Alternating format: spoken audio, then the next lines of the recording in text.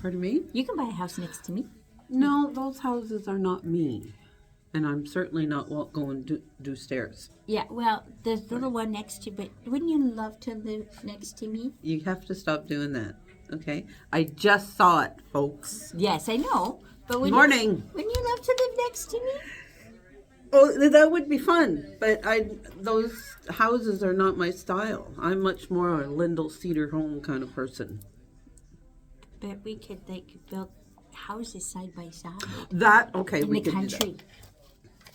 Oh, and all the dogs we could have. Yeah, sort of. Okay. There we go. We So have a recipe. Okay, hi. Now that we've had the personal I stuff think it's out called of the hoarding. way. You and Isabella would hoard dogs. Yeah, I would. I would have a rescue, and that's not hoarding. Mm-hmm. I know. That's just holding them until they find their forever home. Okay, but between you and Isabella, we'd end up like 400 dogs. Who's taking care of them? I'm not. I would hire somebody because I won the lottery. We would have to. Yes. Alrighty. Hi. We're into the new year. We are. We're So week 2. Week 2. We are moving forward. I'm moving forward with my goals. Working on quilts, making the planning like we talked last week with the panel classes and the free motion class. Moving forward because I want to have something special this year. Well, I showed you that picture of that one. Yeah, that's turning into a bigger project because in 15 years, your knowledge changes. And your skill. And my skill. Skill-based changes. Granted, my knowledge of what needs to be done and my skill, okay, they didn't change at the same rate, okay? My skill is probably still something similar to that. No, skill has changed. So I pulled out all the blocks, missing one. And I remember finding it somewhere else and going, well, it shouldn't be here. I'll deal with it later. So do you think I can remember where that is?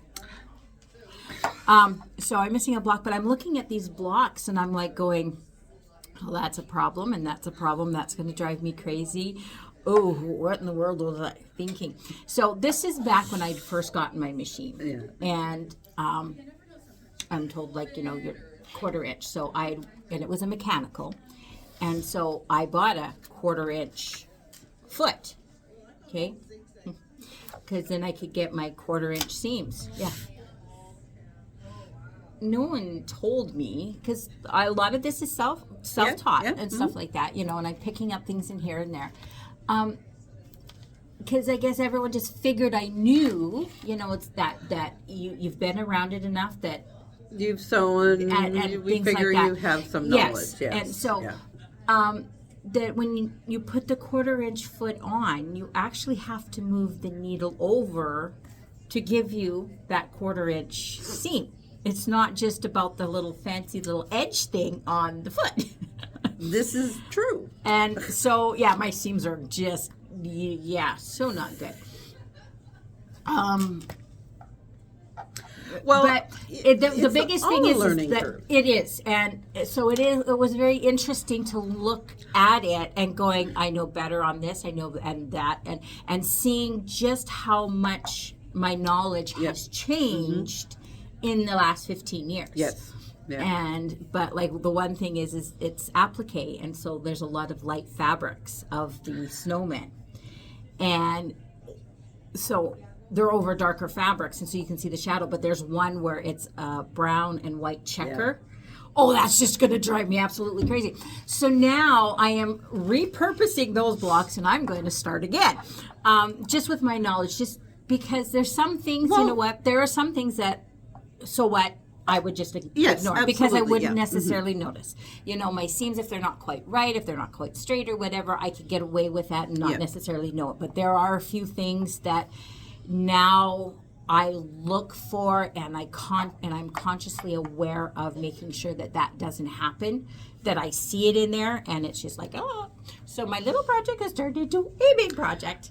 But I'm excited to do it, though. Yeah, see that, and then that because you can see the improvement in skill and technique, and now you know what you want to change. And we've all done that, like we all, because it's just you sit and look at something you made 15 years ago, and you know, oh man, like what was I thinking? Well, you were thinking you were doing pretty good at the time. And if I had finished it, that would be completely different.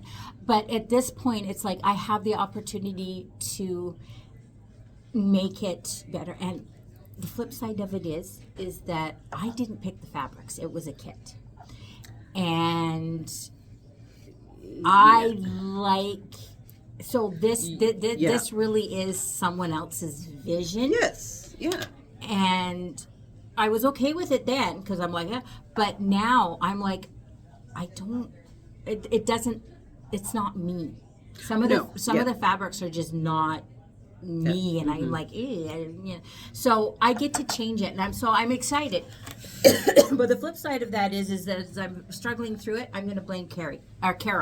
Because I talked to that with Carol, and Carol said that I wouldn't be happy, and so I should redo it. So as I'm struggling through it, I'm going to blame Carol. Okay, so we're going to blame Carol. We're gonna blame Carol. Okay. Yeah. Alrighty. So, all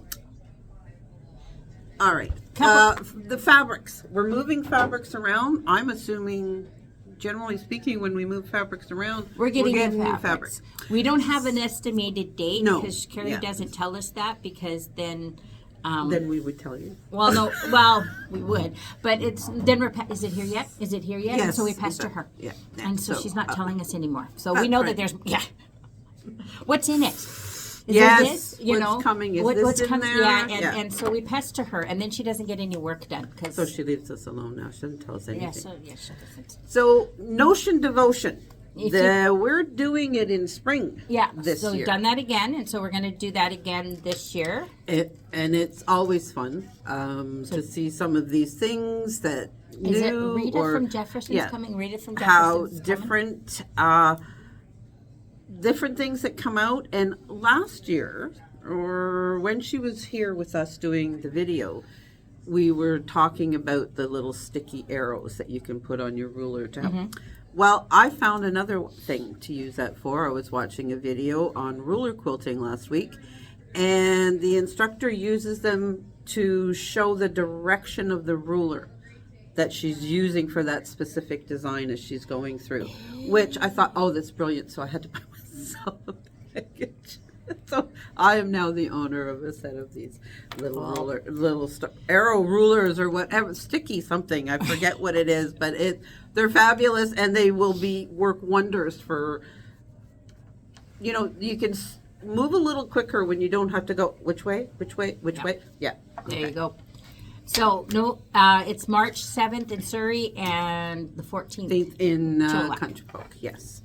So classes, like I know we've mentioned this before, we have a lot of classes in this semester coming up. Maybe just some highlights because you got to go on. Yes, you do. Yeah, we've got the Baby Lock embroidery is on the 11th. That's with here in Surrey. Radiance, right? The Radiance, and in Country Folk it is on the 9th. Which is 2 days from now. Yeah. So sign up or just show up. If you want, and it's like they will be highlighting the Radiance, but you can also see different types of things that you could do with your embroidery machine as well. So it's regardless of the machine you have, you can shift a lot of these ideas over to yours. Yeah, so we've got some other ones. Let's see, just some quick highlights. We've got computer skills coming up. Now, remember, that is a PC based. Yes. All the notes, everything is all PC based. So if you have a regular, like a PC computer, come join us. If you've got an Apple, it's not going to be as, because I just don't have They operate differently. They do, and the notes and everything. So, learn to use your sewing machine. We've got stack and whack. We've got beginner classes. We've got cake therapy in both places. We have sit and sews. Understanding your stabilizer for machine embroidery. Yes. So there's a lot of stuff coming up. There is. Yes. We've got my quilt or my pillow for St. Patrick's Day. That's coming along tickety boo. We've got a whole bunch of different things. So check out the calendar. Yeah. Oh, Stitch and Chatter. Yes, it's Stitch and Chatter, Chatter in both places. which is the old Kimberbell Club is now this. Yeah. And if you haven't seen January's block, it's up here. I should have grabbed it. Maybe while we're talking, because we've got Tech Talk today. It's been a while, so we've got them. I can go grab it while they're doing Tech Talk. Okay, alrighty, sounds good. All right, so we've got them. So I'm going to flip this around and make sure I do the flip instead of the stop. There we go. Our text. Oh. So Joel's first today. Yeah, so today we figured, new year, new me, something like that. We're going to talk about just some New Year's resolutions to keep your sewing machine healthy and happy and keep bringing you joy. Hey, just so I know, are we both in frame right Yep. now? Okay. You are. Well, I didn't want You to did. like scratch my eye or something. All right, go ahead, Joel. So first thing is just change out your needle regularly. We're gonna we recommend every 6 to 8 hours of sewing. That's stitching time. Not if you're sitting for 8 hours, you don't have to change your needles. That it doesn't go bad just sitting, but. No, I want to change out your needle every 6 to 8 hours of sewing. And when in doubt, change the needle. When in doubt, exactly. If you're starting to have issues, first thing to do, change your needle. And especially if you have something like it starts skipping a stitch or anything like that, change your needle. And as well as that, if your machine makes a funny noise, stop, rethread, and try again. And also using the correct needle for the job. I want to make sure that we're not using a jeans needle to sew some really fine silk. That's not going to work very well. Or a silk needle to hem a pair of pants, right? Likewise for, make sure you have the right size needle, that kind of thing. And then also, we want to regularly clean underneath your needle plate and your bobbin case. Some of the newer machines will have a timer on them that'll tell you. But that's for the really high-end machines. If you've got a basic sewing machine, it's not going to tell you that. But you want to do that every probably 6 to 8 hours as well. Especially if you're working with like really fuzzy materials, you want to do it more often. If you take off your bobbin cover and you see there's some little bits of lint sticking out, probably a good time to take off the needle plate and everything like that. If you have doubts, if you're not sure how to do that, bring your machine by. We can give you a quick little rundown of how to do it. We won't charge you anything for that. We'll just a quick little 10-minute lesson on what to keep your machine clean. And as long as you do that, that'll make your servicing a lot quicker too. We want to do that regularly. And then the other thing, wind bobbins properly. We want to make sure that the thread's nice and tight going around the bobbin. Not too tight, obviously, but also not too loose. If you're taking your bobbin off the winder and finding that it's kind of spongy, that's not good. You're going to have some tension issues, inconsistencies, that kind of thing like that.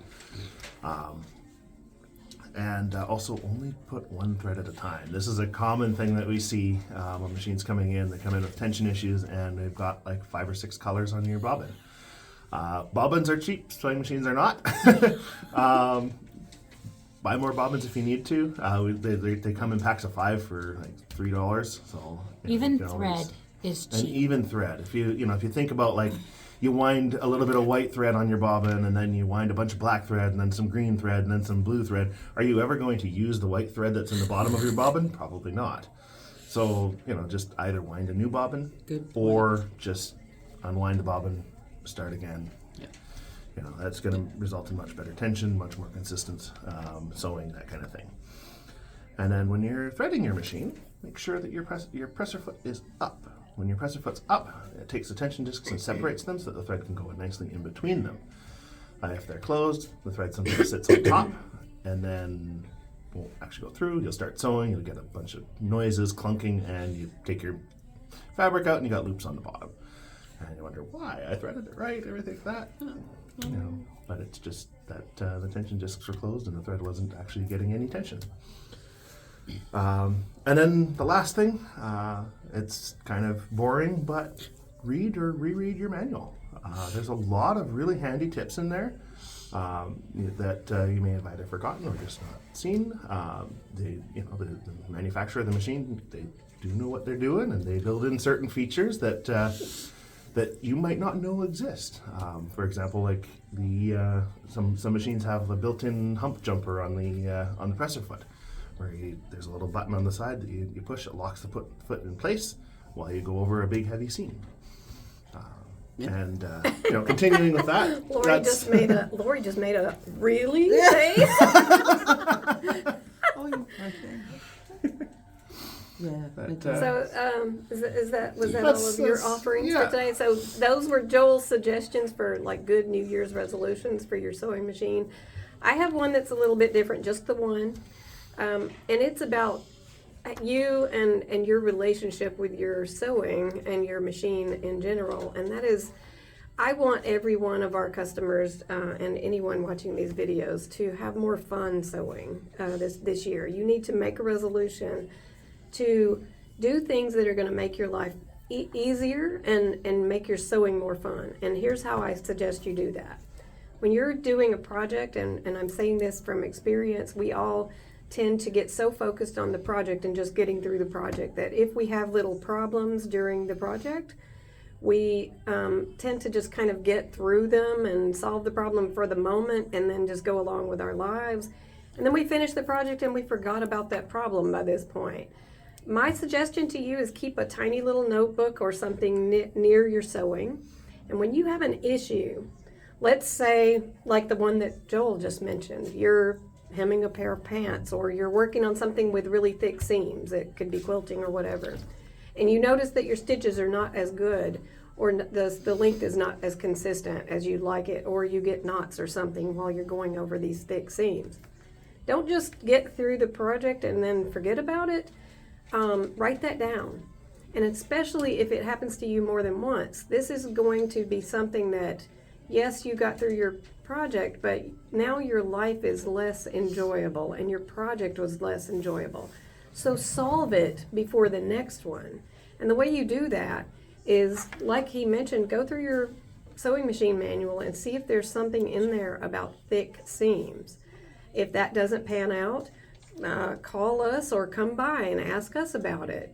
And there's always YouTube videos and things like that you can find that will help you out. There are even notions. I know we mentioned notions earlier. There are notions that are basically things that will help you get over these thick seams. Some of them are called hump jumpers, and there's other names for them. But this is just one example of things. It's a thing that was making your sewing less fun, and I really want to encourage everybody to solve these little problems just in between your projects. Once you finish the project, go back through your little notebook and see what was causing you some agony and solve the agony. Anything that can make your sewing more enjoyable it'll make your life so much richer.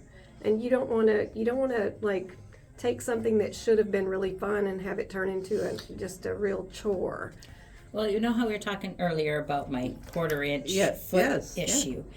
That's kind of one of those things, because I was putting together my first Kimberbell quilt, and I was sewing the blocks together. And I had on my quarter-inch foot, and I was showing it to Carol, and Carol's looking at it, and she's like, why are your seams so big? And this was a frustration I had, because when I was sewing the blocks together, like, it was supposed to be X amount, and none of them were lining up, and so I'd have to like trim off stuff, and so a lot of these blocks were getting smaller, and then when I went to do the next row, then of course that's not lining up, and so it was becoming very, very frustrating. And then so when Carol's like, why are your seams so big? And I'm like going, well, I don't know, I use my quarter-inch footing. And she's like, well, did you use because at this point I had the M7, so it wasn't the automatic, but you still have to push a button to change it.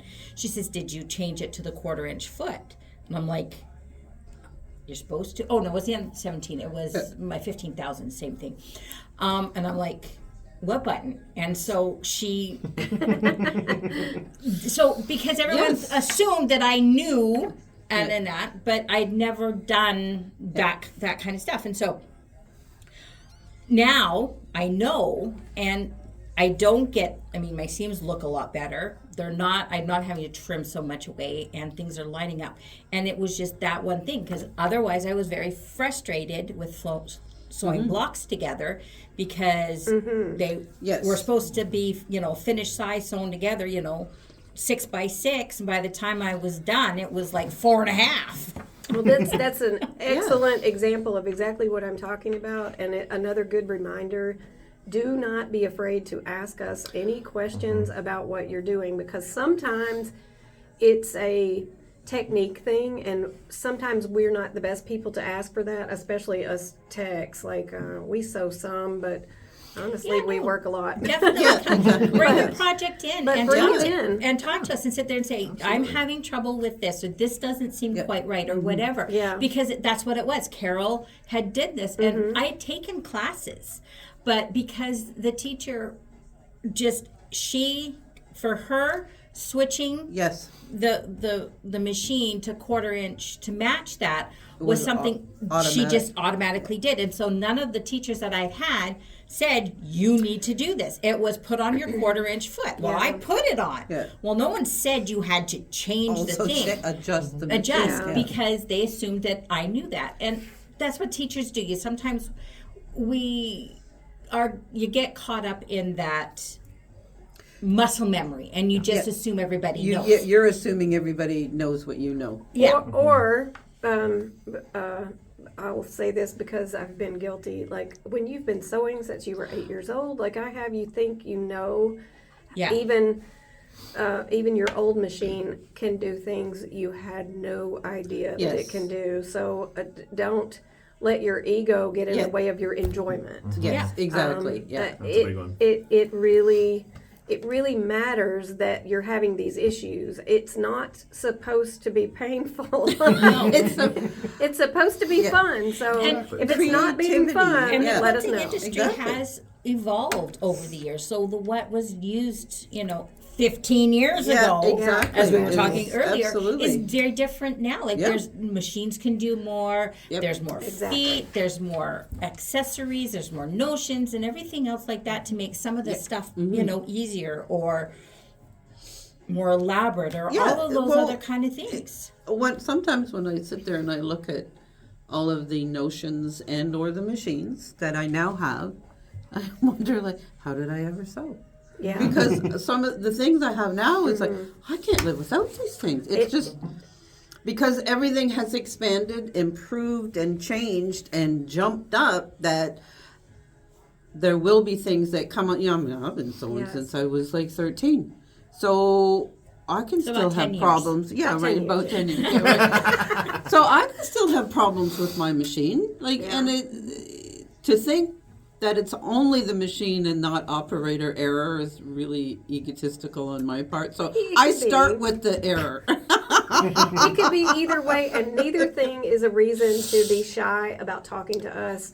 If you don't know your machine 100%, well, welcome to the club. We fix it every day, and we learn stuff every day. And even just talking about reading manuals. Just the other day, I can't remember. One of us was working on a machine, and we're trying to figure out, like, how do we do this thing? Like, how do we?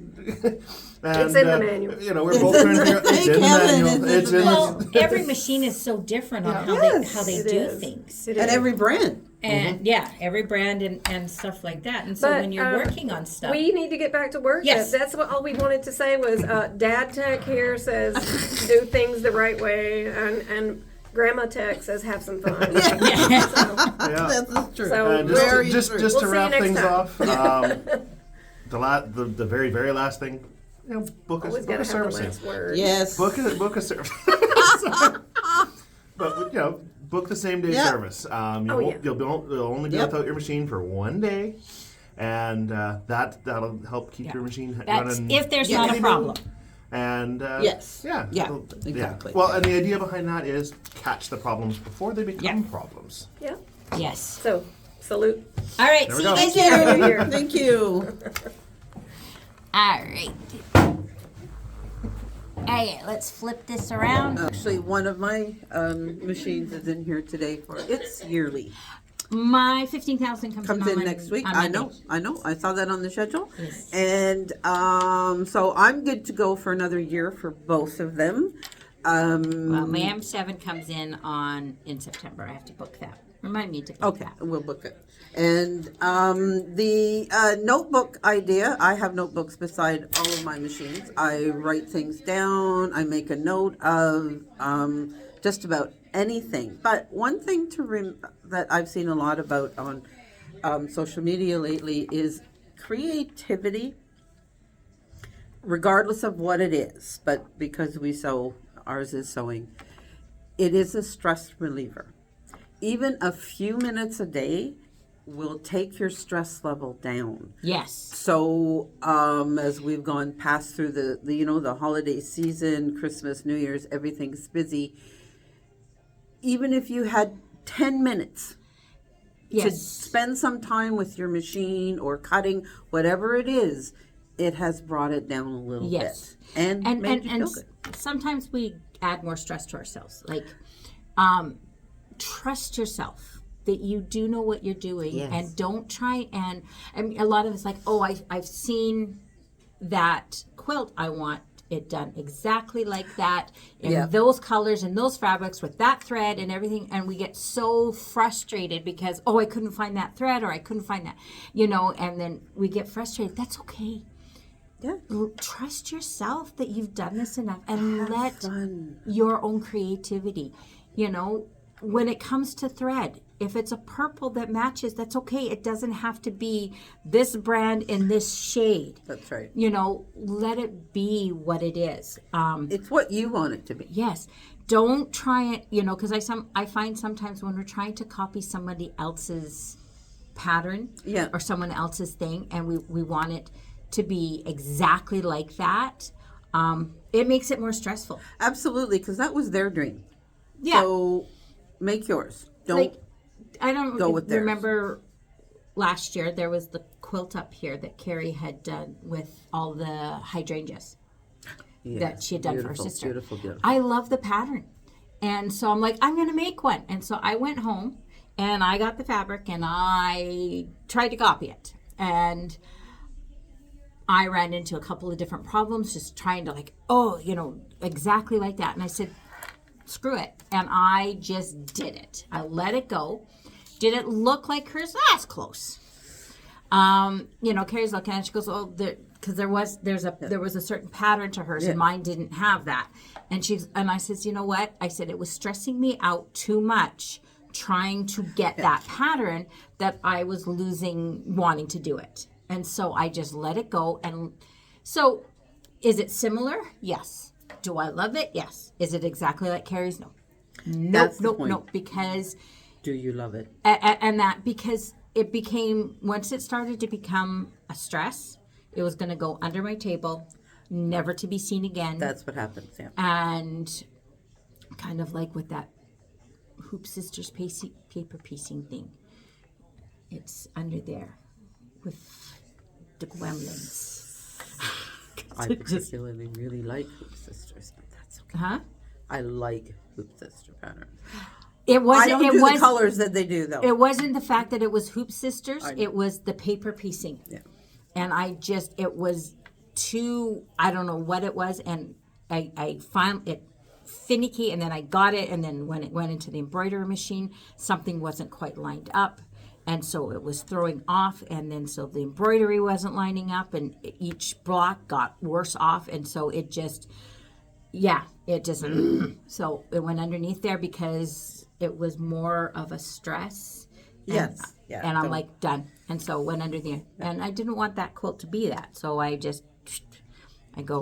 gave up wanting to be exactly. And I let me. Now, That's right. a lot of people are going to Gotta look be. at that and sit there and saying, well, it should have had a pattern. It's like, whatever. Maybe, but I'm not giving it to you. So. The fact of the matter is, when it's on my bed and the dogs are on it, and my daughter's been on my bed, Yeah. it's like I can make my bed in the morning. I leave, take my medication, come back to my room. The daughter's in there now, and the dogs are all in there now, and my blanket's all over the place. No one ever is going to see if there's a pattern or not because it's a wadded ball under dogs and people. There you go. So It's fine. So we fixed that problem for you. Yeah, so just enjoy it. Don't Yes, stress. absolutely. Yeah. Okay. All right. Yeah. So that's it for this week. Yeah. We will be back next week. Promise, threat, take it however you like. And yes, you're back with me next week. that's right. Okay. All right, so have a great week. Yes. Okay. And have fun. Okay, bye. Bye.